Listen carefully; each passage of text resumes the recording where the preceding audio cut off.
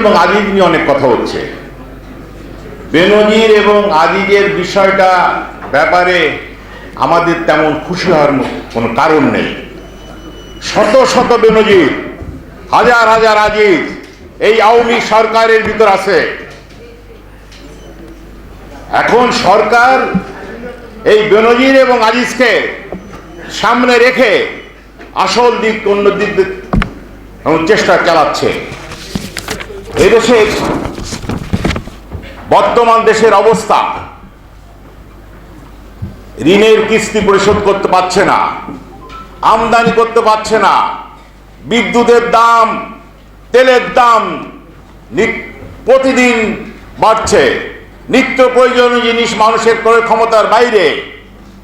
অতএব এই সরকার শেখ হাসিনাকে যদি সরাতে পারেন তাহলে এদেশে গণতন্ত্র প্রতিষ্ঠিত করতে পারবেন, মানুষের ভোটের অধিকার প্রতিষ্ঠিত করতে পারবেন, শত শত বেনজির এবং আজিজকে মুখোশ উন্মোচন করতে পারবেন এবং এদেশে তাদের বিচারের আওতায় আনা যাবে। তাহলে আমাদের উচিত হবে সবাইকে একসাথে নিয়ে কঠিন আন্দোলন করলে এই সরকারের পতন হবে। সবাই যদি আমরা একসাথে আন্দোলন করতে না পারি এবং ভিন্ন ভিন্নভাবে যদি এইভাবে মঞ্চে বক্তৃতা দিই, আন্দোলন আমরা করছি বিএনপির নেতৃত্বের সাথে যুগপৎ আন্দোলন।